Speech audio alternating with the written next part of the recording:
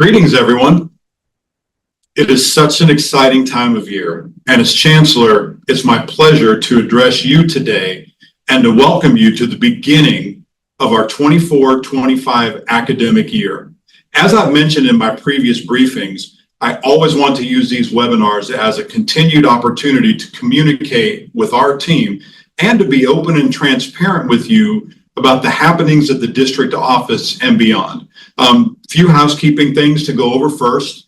I'll be speaking for about 20 minutes and then we'll jump into Q&A. That'll be approximately about 40 minutes. If for some reason we did not get to your question during that 40-minute time, please email me at chancelloroffice@kccd.edu.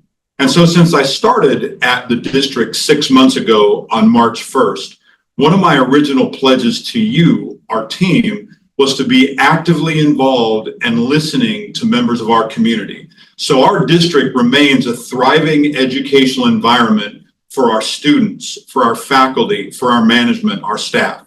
As a result of listening and most importantly, hearing you, here's some other achievements that I'd like to point out that have happened in that 6-month time frame.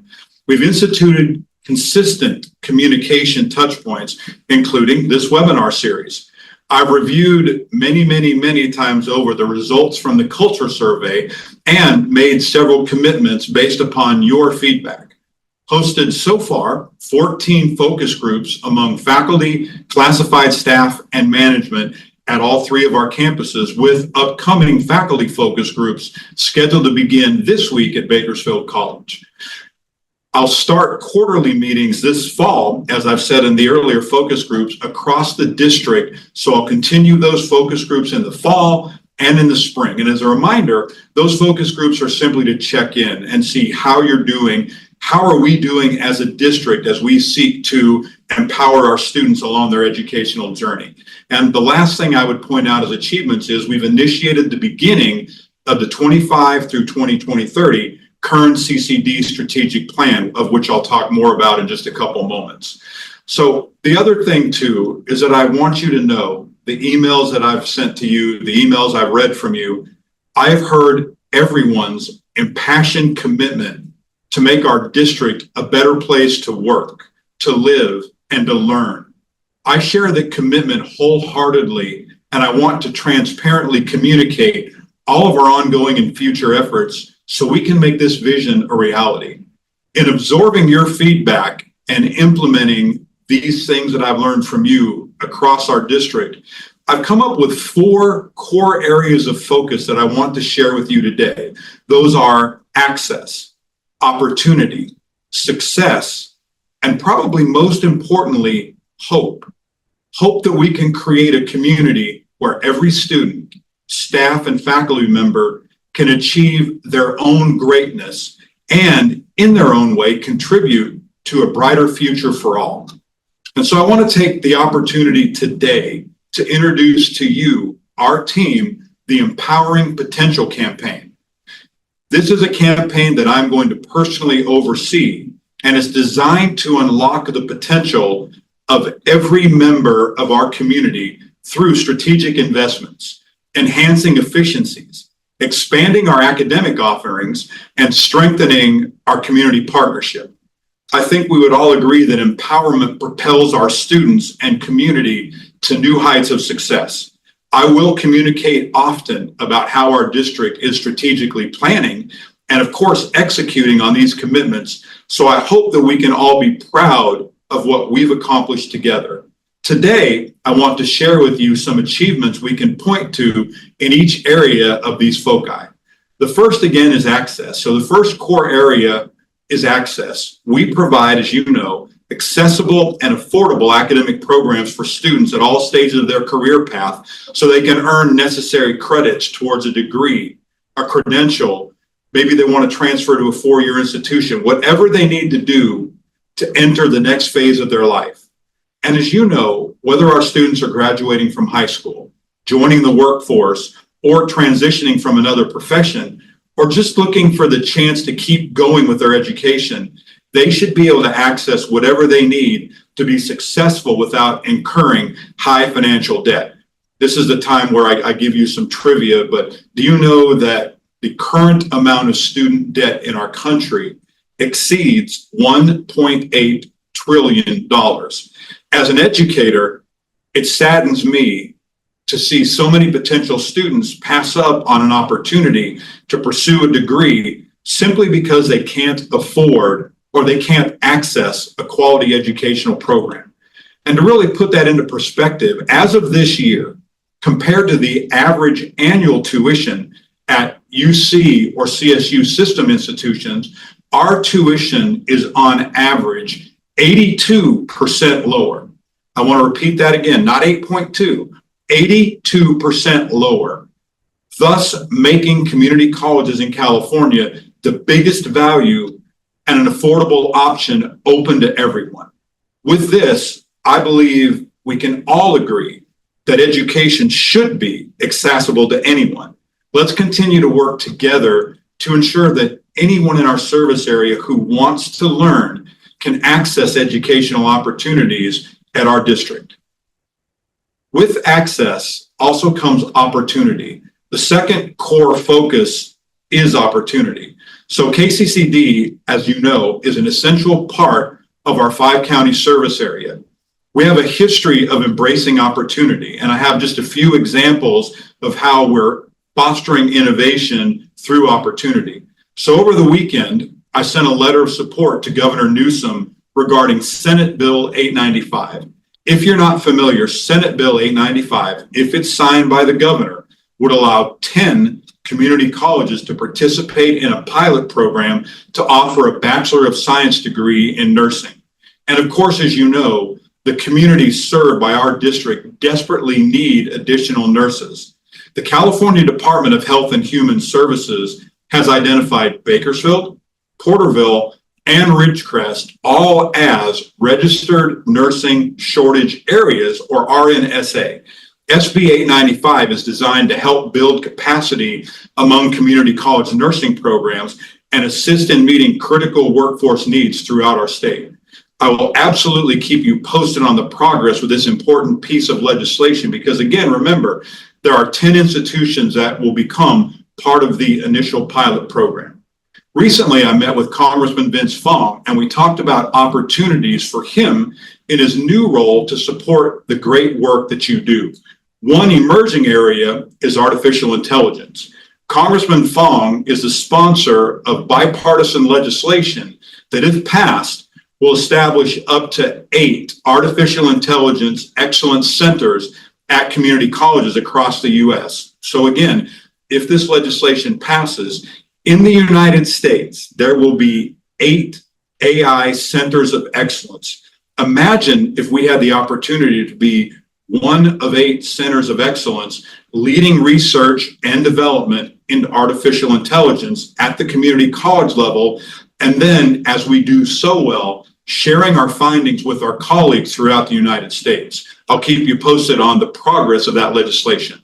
And finally, we're always looking to innovate how and what we teach. You may have saw the announcement earlier this summer, but I wanted to highlight the Economic Mobility Lab that was funded by a $1 million grant from Congresswoman Jasmeet Bains. The Economic Mobility Lab represents our latest virtual reality initiative that we're implementing. It will incorporate the latest technologies so students can get the best training for their careers. It's the first of many innovations to come, and I'm really excited about how we can seize this moment, particularly how it relates to virtual reality and augmented reality. The third core area of focus is success. You know this as well as I do. The success of our colleges is tied to the success of each member of our community, including faculty, staff, and students. Accordingly, we're making strategic investments and enhancing efficiencies by strengthening existing programs and fostering a culture of continuous improvement.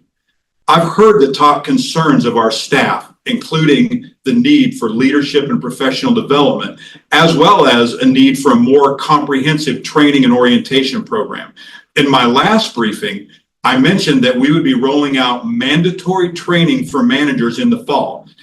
Hard to believe, but fall is here. I'm excited to announce the new Supervisory Leadership Institute, which is a leadership development program aimed at enhancing the skills of our current supervisors within the district. This institute will give participants the opportunity to engage in thoughtful professional development exercises and equip them with contemporary tools and knowledge to excel in their leadership roles. We've also appointed a new Vice Chancellor of Educational Services and Student Success.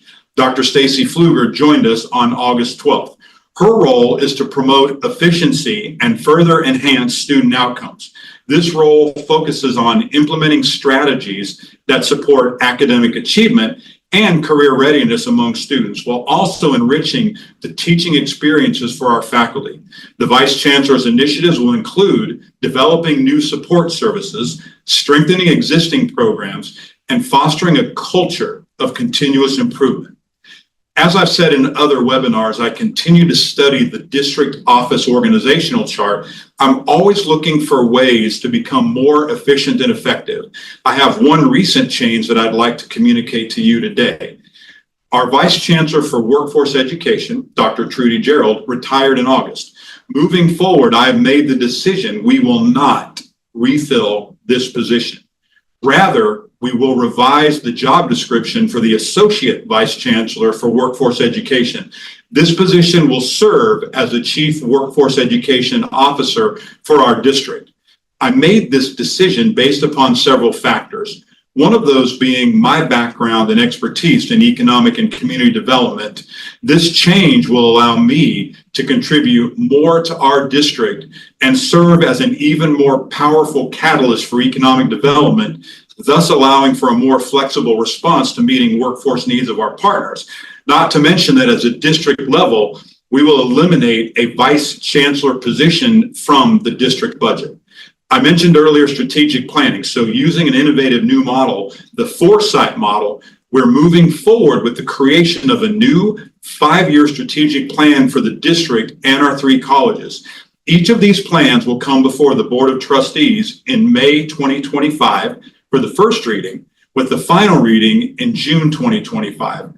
You may remember that in the past, the district strategic plan went first, and then a year later, our 3 colleges plans. We've decided the best method forward to foster collaboration is for the district plan and the 3 colleges plan to go in harmony to the board again in May of 2025.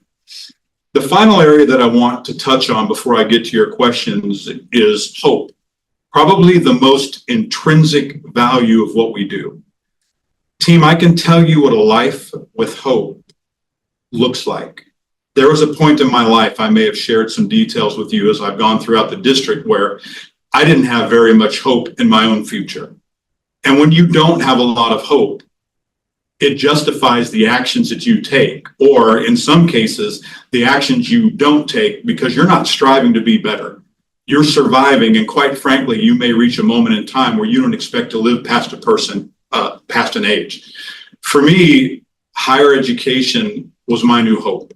And through our programs and our supportive community, we can help students achieve their hopes of a better and a more fulfilled life. The vision at the very heart of what we do is instilling hope in our students. The things that you do every day, like enhanced academic advising, targeted support for at-risk students, and expanded tutoring services, just to name a few, have played a pivotal role in instilling and equipping students with hope. Students are not just enrolling here, they're persisting, and they're completing their programs, ready to step into the next phases of their life with confidence and, yes, with hope. Our commitment is in the classroom with qualified, caring faculty that also extends beyond the classroom. We again play a vital role in workforce and economic development, particularly in disinvested communities. Through our partnerships with local industries, we've developed tailored programs that meet specific needs of a regional economy, while again providing our students viable career pathways. And I'll remind you, as in previous webinars, retention is a cornerstone of student success, and we take pride in our proactive efforts to keep our students engaged and supported throughout their entire educational journey. Our focus on personalized student support, mental health services, and creating an inclusive and engaging campus culture has been instrumental in our retention strategies. And look, we understand that each student's journey is unique.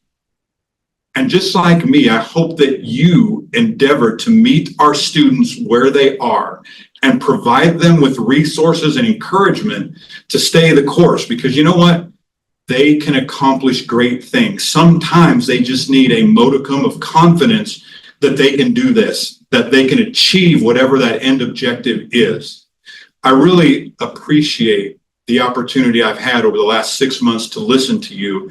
I've learned so much about what makes our district special, and I appreciate you listening to me today. And my hope as we go throughout this next year and beyond, that through empowering potential, we all can envision and achieve a brighter future together. I want you to know from my office through our district, I want our focus to remain on the key areas of access, opportunity, success, and hope. But through communication, open dialogue, and transparency, we must continue to work together to achieve our mission, which is to enhance student outcomes, support workforce and economic development in disinvested communities, and create an educational environment where every person can thrive. Now, that doesn't mean we will agree all the time. As I've said in previous webinars, healthy discourse is important. Listening to different views is important. Being collegial, acting with integrity is important.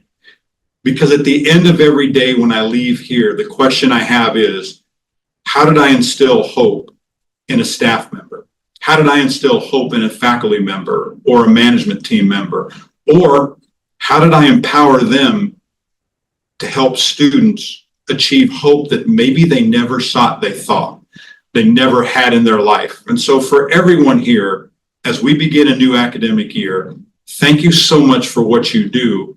I'd like to take this opportunity to take any questions that you have. Please feel free to put those in the chat. And so what I've done before is I'll read the questions so everybody can see them, and then I'll respond. And so we've got a couple questions in the chat, so I'll read this out loud. The first question verbatim is, thank you for the work you're doing, Chancellor Bloomberg. I know many of your district plans are still in progress, but can you share with us some ideas you have to maximize efficiencies at the district? For example, does this include a larger restructure, a reframing of operations, et cetera?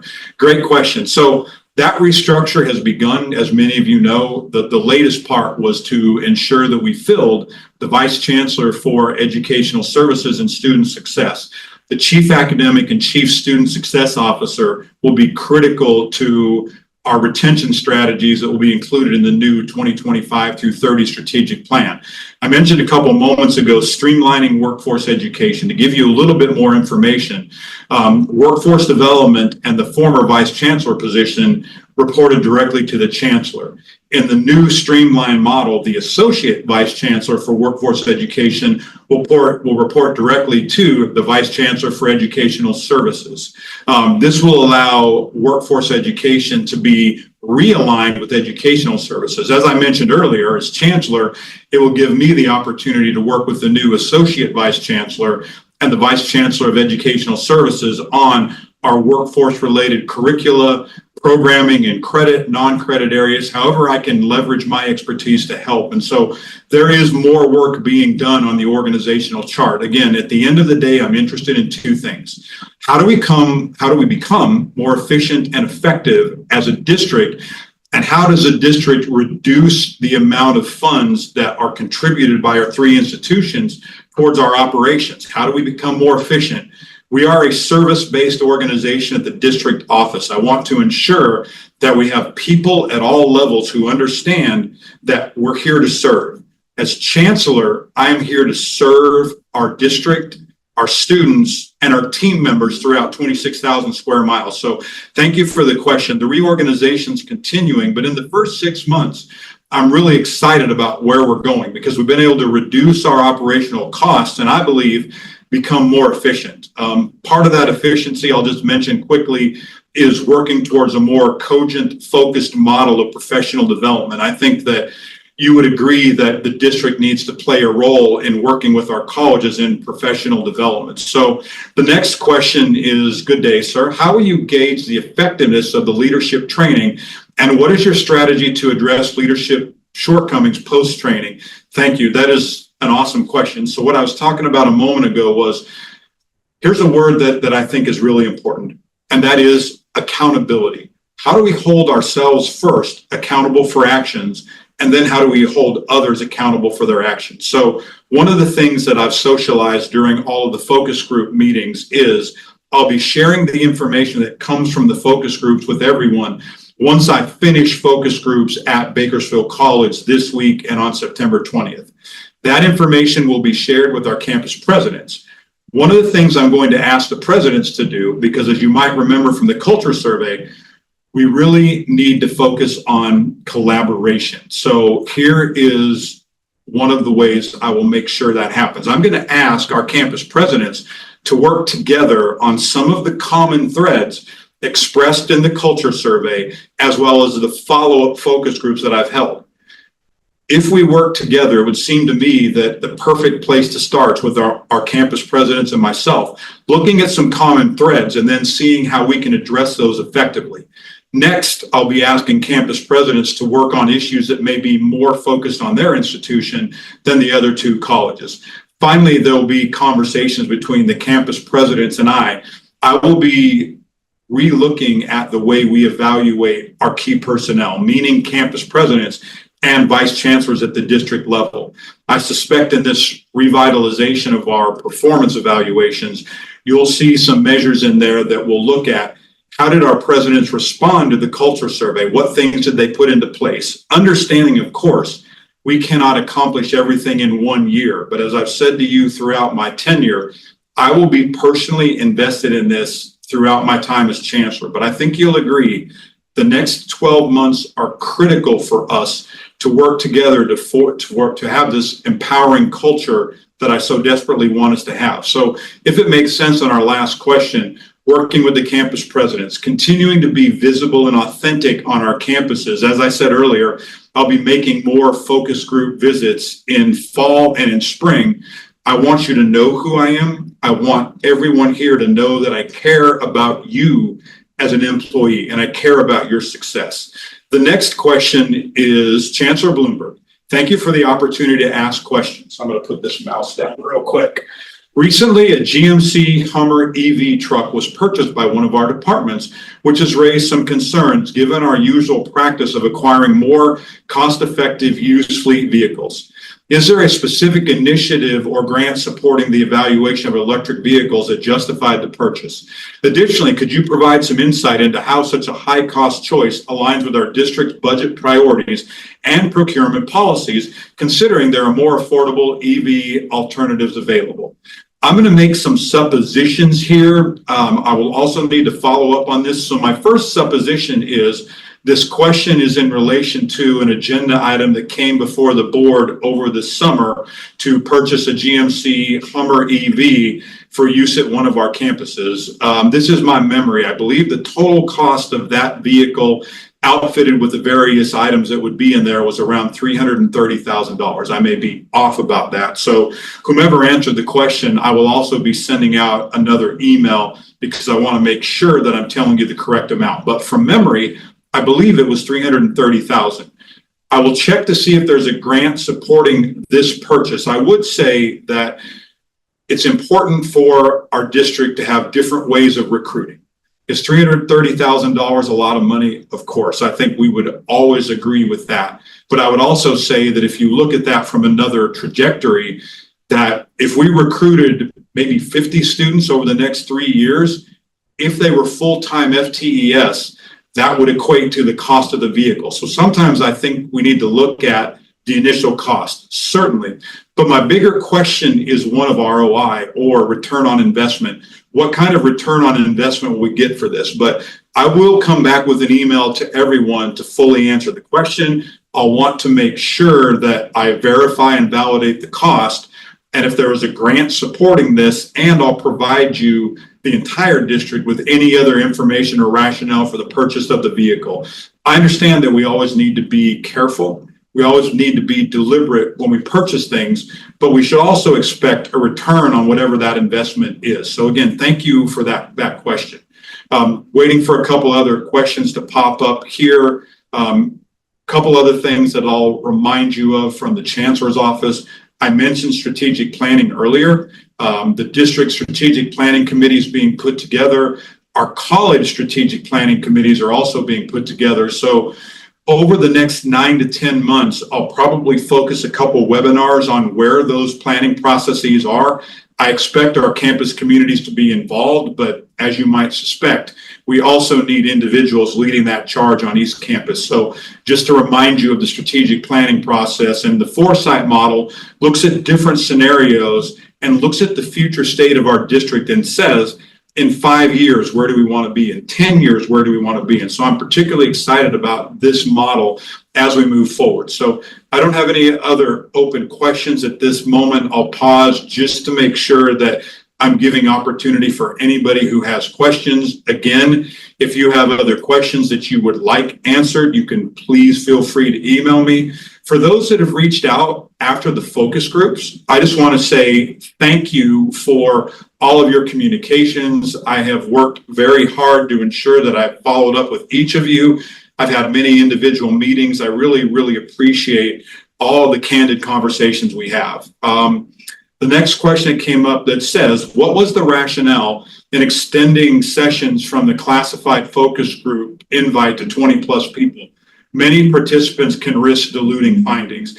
I don't disagree, but remember, this is a phenomenological study. And so I would say from a phenomenological viewpoint, we're less concerned about quantitative numbers than we are the lived experiences of different individuals. I don't disagree that if we had a quantitative study, I probably wouldn't have done that. But I was really interested in listening to the lived experiences of everyone. And so it did make for large sessions. There's no doubt about it.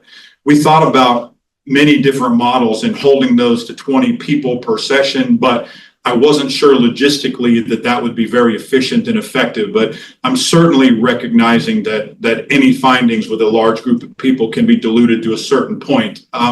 I will say that a lot of the follow-up I've had have helped to stratify the concerns that were related in the initial culture survey. So I would also say, in addition to the big focus groups, the numerous individuals who have visited with me over the summer have also added additional capacity to my understanding and findings. So thank you for the question. I mean, we always want to make sure that our data is clean and that we don't ever dilute it with too many responses. But I will say all of the information that I received over the summer certainly helped me to validate the information that was contained in the culture survey. The next question is, thank you for centering the conversation and its meaning for establishing a common framework.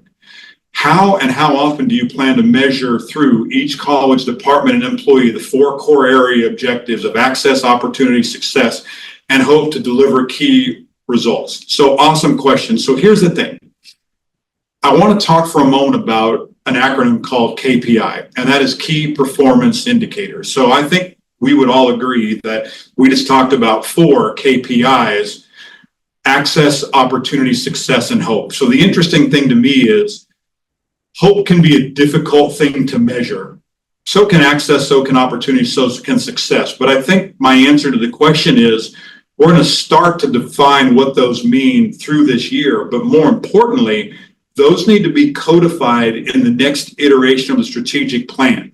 Because if we're going to hold ourselves, not just me, if we're going to hold everyone accountable for those 4 things, then they also need to be part of our strategic plan. Number 1, so we all know where we're going. Number 2, so we can hold ourselves responsible and accountable for creating an environment where those 4 things are key performance initiatives or indicators. So I would say to the question that we'll continue to develop what those 4 areas are throughout this year, codify them, contain them in the new strategic plan, and then hold ourselves accountable, quite frankly, at every level to ensure that we're doing those things. When you look in the eyes of students, I will say this: it's easy to see a student who has hope and a student who perhaps has little hope, primarily because I was one of those students. And so I know firsthand how it feels to have no hope in your future. For me, the paradigm of hope is about opening doors to possibilities that someone never thought possible. Thank you for that question. The next question is, in the faculty evaluation process, we are evaluated by our peers, students, and administration. I believe it would be beneficial for faculty to evaluate our directors, VPs, and deans, as well as president. We can provide important feedback on their performance that can be utilized to improve the college environment and operations. So this question is referring to something that many times is referred to as a 360-degree evaluation. So the 360-degree evaluation concept takes into account input from key stakeholders throughout an organization. In our case, a college district and individual colleges. I will say for this, I'm open to that conversation. I think if we do this, we need to be sure that we communicate about that model. In particular, what percentage of the evaluation does that holistic view look at? So in other words, out of 100% in a performance evaluation, let's say you have a holistic model that includes feedback from 50 different individuals from all employment categories. There needs to be an appropriate weight to that input so it doesn't add additional emphases or de-emphasize it as well. So I hear what you're saying. I'm open to that. I would just have to say that we would need to make sure, number one, there was a process put in place. And number two, everyone who was being evaluated in that manner knew in advance and knew what to expect. But I certainly don't believe that it's an unreasonable request. So thank you for that comment. Next question is, did you enjoy your Labor Day weekend? And what has been your favorite thing so far about returning to Kern County? So funny thing, I actually did as little as possible this weekend, and I was really pleased. Other than writing the letter for SB 895, my wife Lynette and I just kind of had some downtime. We didn't do anything exciting. We just hung out at our house, and I really used that as an opportunity to decompress and recharge for the fall semester, because this is a long, grueling semester for me, primarily because I'm going to be out there with you. I am not going to sit in this office and just spend every day behind a desk. It's not who I am. It's not what I believe in. And so I actually needed to take the moment to that 4 days to recharge. I'm really happy to say I did it. I think the most favorite part about returning to this county is, honestly, since March 1st, I've been from one corner of our service area to another multiple times. So I've been in the Mammoth, June Mountain areas. I've been in Ridgecrest, Porterville, everywhere in between. Last week, I had an opportunity to tour the new Arvin Center, that when you see this, it is amazing. It is awesome. When you talk about inspiring hope, walking through that building, I was just filled with hope about the opportunity it's going to offer for students. And so I think my favorite part is just being someplace that is home to me.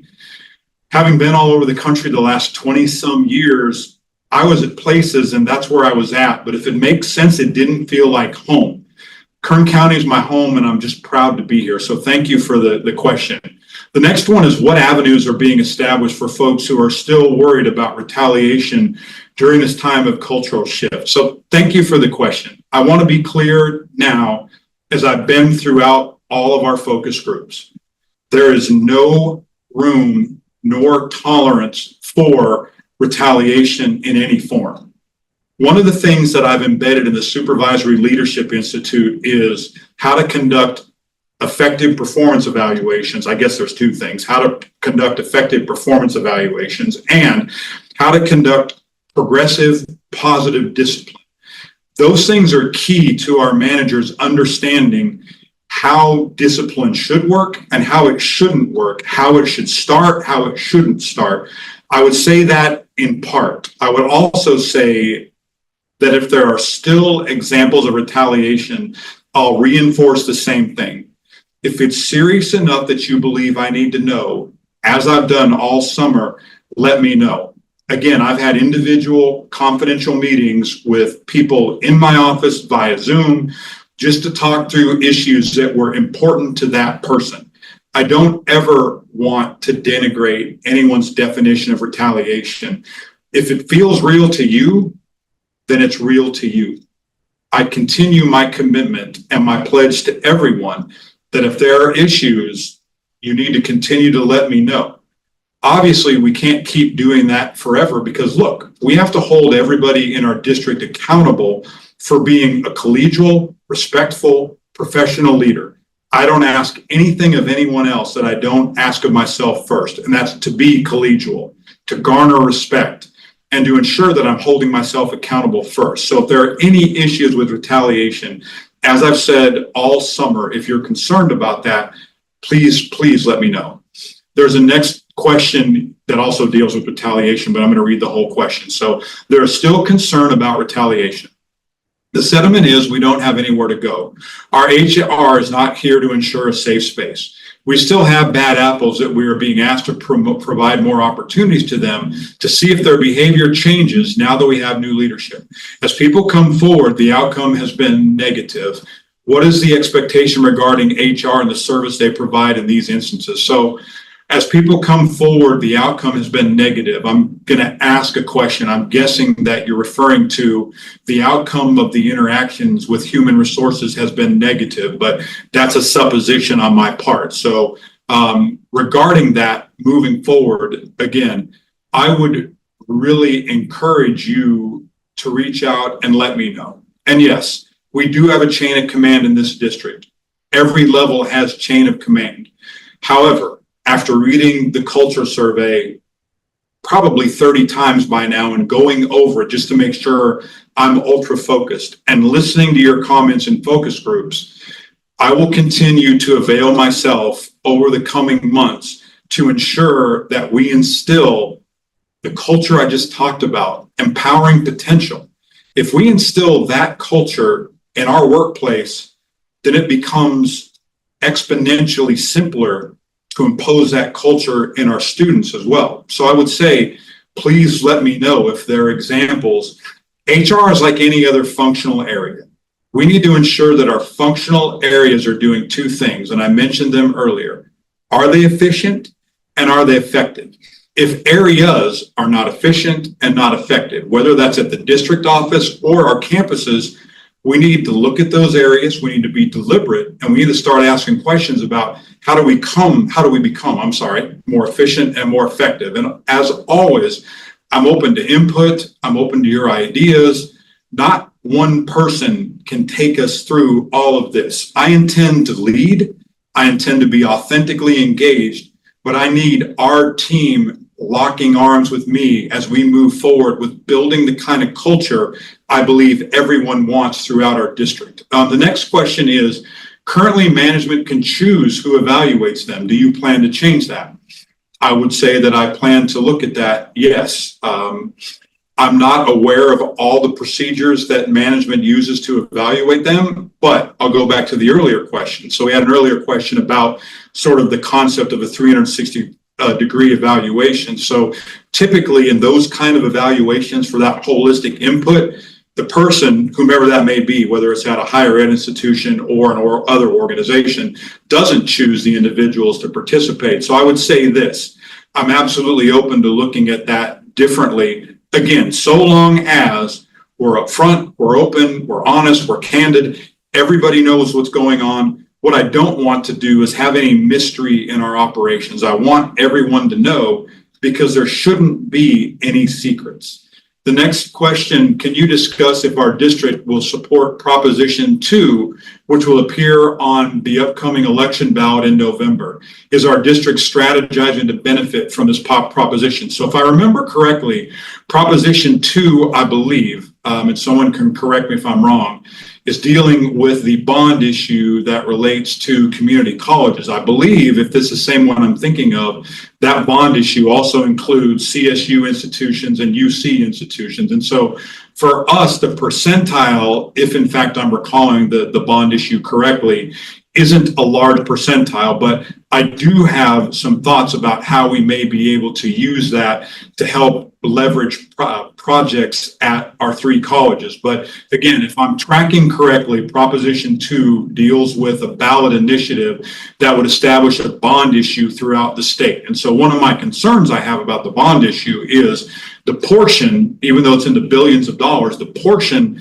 that could come to the Kern Community College District might be rather small, particularly as we look at our success in Measure J over the last several years. So absolutely tracking that. And again, if I'm thinking about the wrong proposition, somebody by all means reach out and let me know. But I think that's what you're referring to. I do have some strategies, but my other concern is how does that money flow to us and what size of projects can we take on depending upon what funds may emanate from that bond issue? Thank you for the change.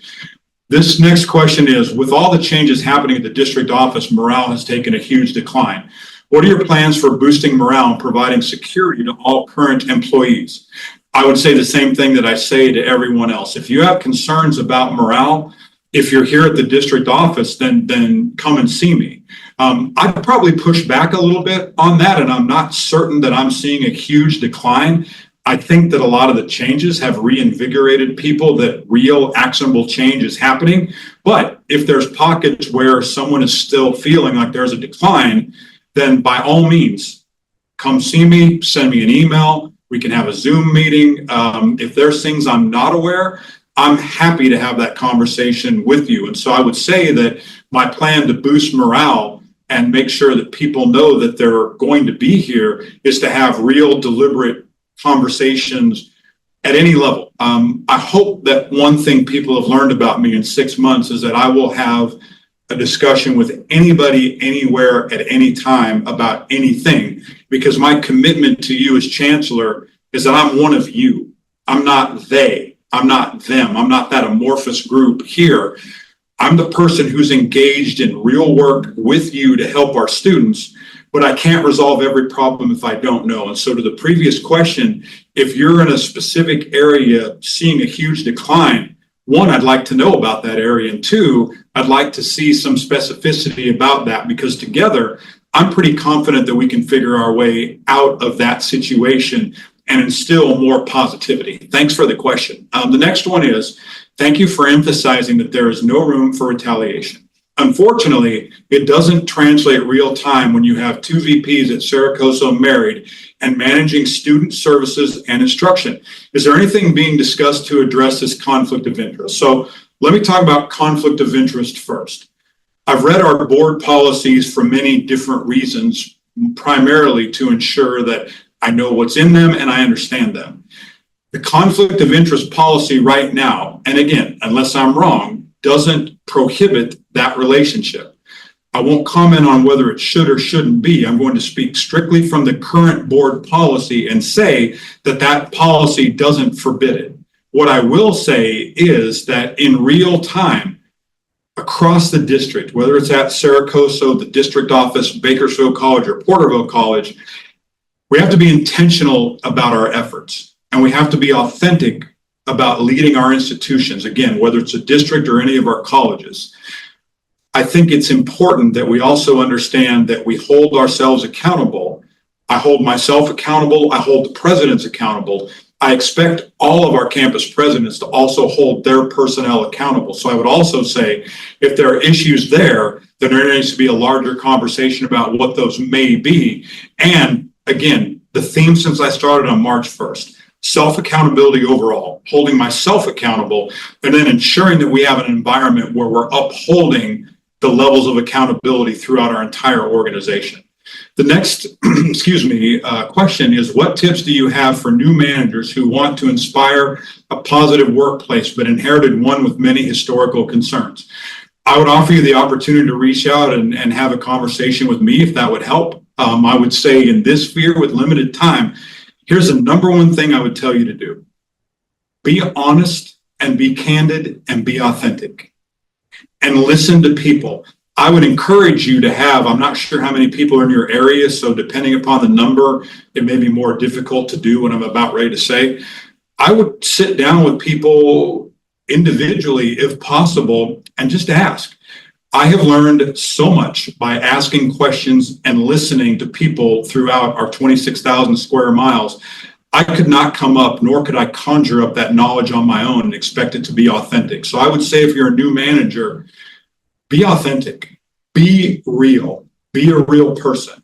Listen to what people have to say, practice actively engaged listening, and then work together on a plan of action. Because here's the problem. Many times leaders might want to put a plan of action together, but if you don't have buy-in, or you don't have consensus about that plan of action, you're only going to be so successful. So I would say to a new manager, be with your people and understand. I've used the term pain points over the summer. I would say understand what their point of pain is and how we might be able to address it. And again, happy to talk more about that. I love the conversation about leading and motivating people. That what's really gets me going. The next question was, someone previously asked this about reorganization, but we are very top heavy with administration. Would a reorganization occur at the colleges and district to address this issue? So I want to talk a little bit about that because this is happening in real time over the last 6 months at the district. So I mentioned earlier, if you tuned in late, that I've just eliminated, in the past, there were 5 vice chancellors reporting to the chancellor.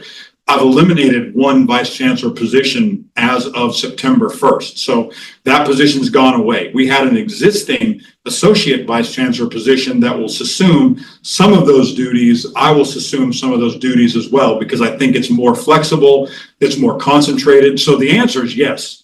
We're going to continue to look at the structure. We're going to continue to look at the district structure.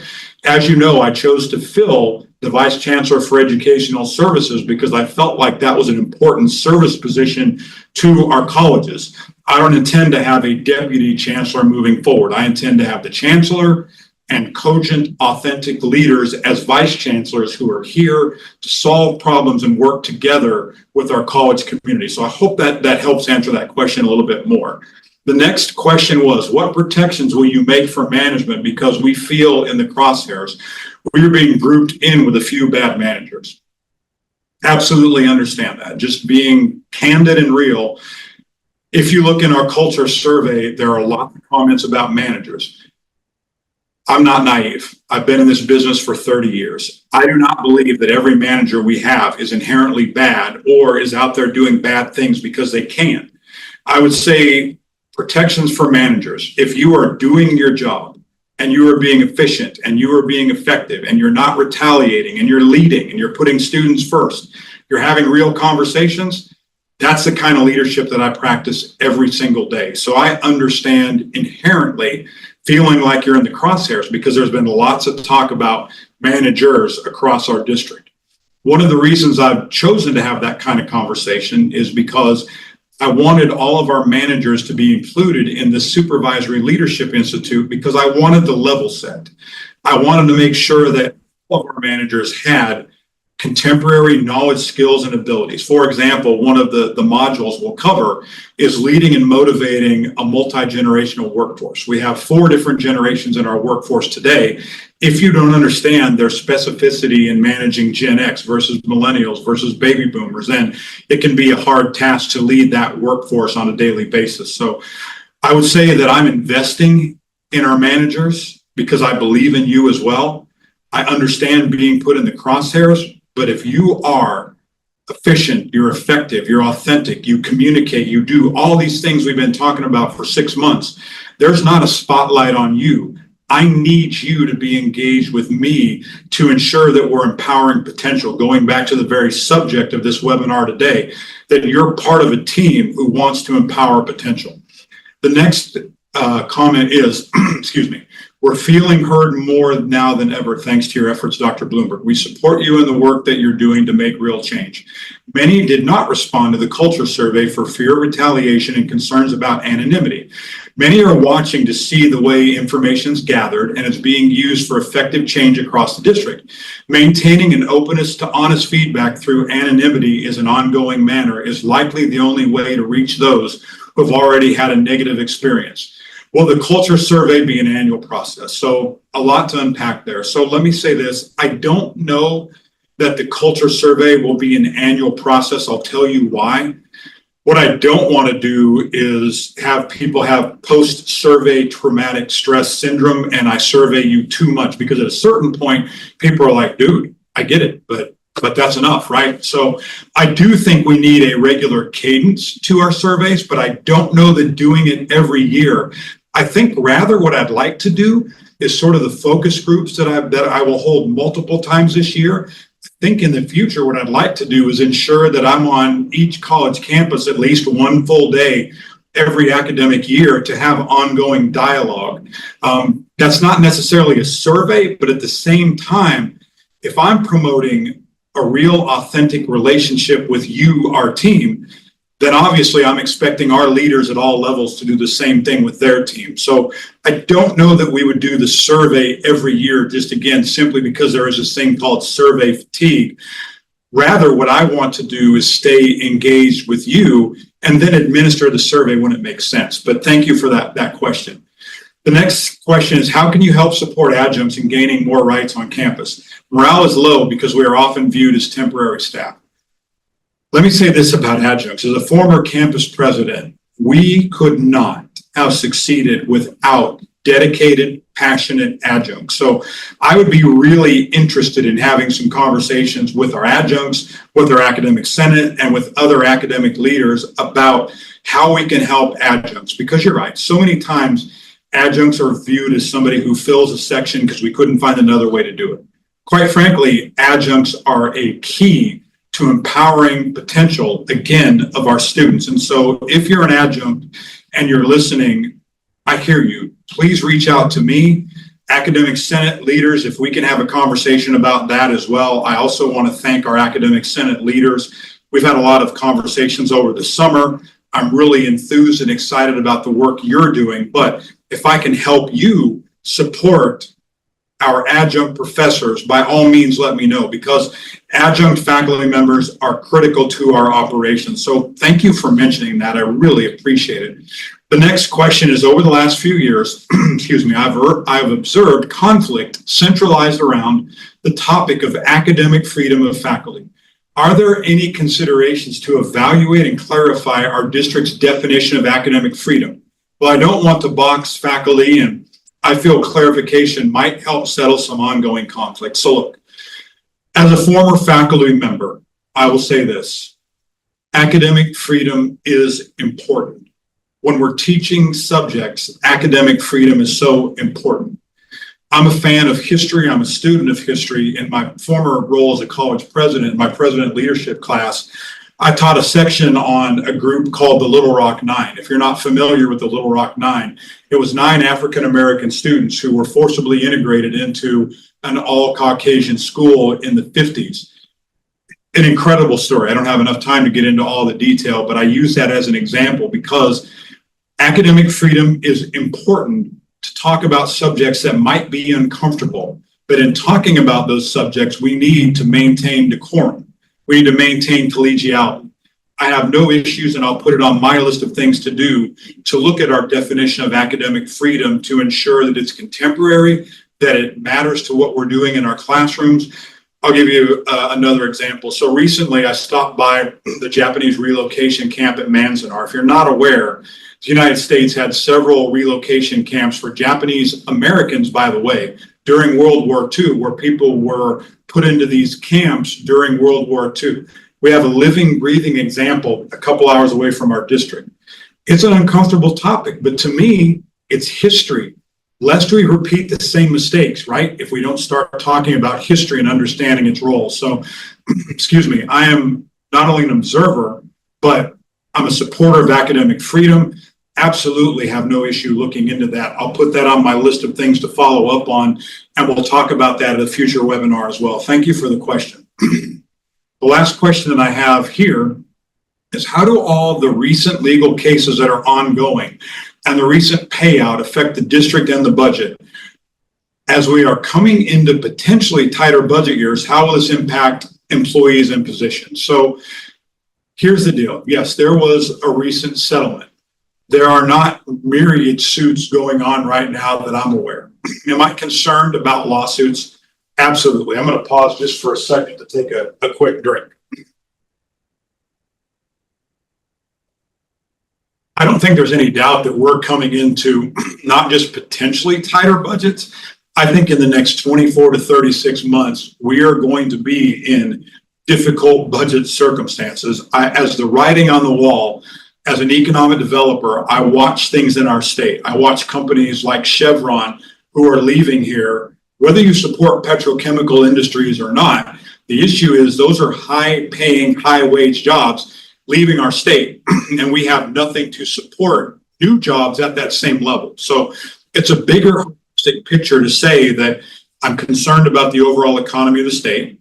I'm concerned about our income tax collections. I'm concerned about corporate taxes. I'm concerned about all those leading economic indicators. Now, how does that play down into the Kern Community College District? So out of 74 multi-college districts in our state, we have one of, if not the most strongest fiscal positions out of any district. If we're not the first, we're in the top 2 or 3. That bodes well if we're going into times of uncertainty. What we don't need to do is do things that would inhibit our ability to use reserves to invest in maintaining employees, maintaining employment levels. So again, I don't think there's any doubt in the next 24 to 36 months, things for us are going to get a little bit worse. However, we need to continue to be good stewards of money. I'm always concerned about using our money, our funds, categorical, general funds, otherwise, really to do one thing. And I think you all know what that is: empowering the potential of our students. How are we using these funds to make as certain as possible that students who enter the doors of our institutions leave with something that adds value to their life? Whether it's non-credit programming, whether it's a certificate, a degree, an applied baccalaureate, and hopefully, fingers crossed, more applied baccalaureates in the future. That's how we empower potential. We use our monies to focus on student success. And so to the question, as Chancellor, that's what I want us to do. I want us to be concerned about our business, and our business is empowering the potential of students.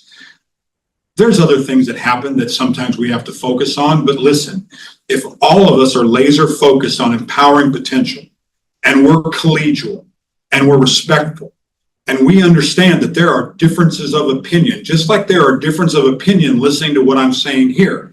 You do not have to agree with me. That's what it's not about.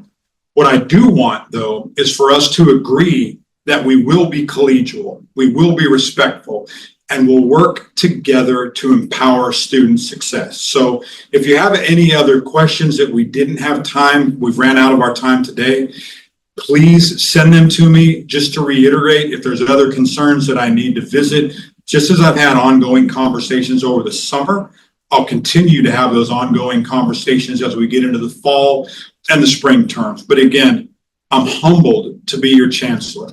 I'm humbled to have the mission of empowering potential. I'm here to work with you in empowering our students. So everyone, best wishes for an awesome fall semester. And it is not just words. I will see you on your campuses soon. Thanks, everybody. I'll see you soon. Bye-bye.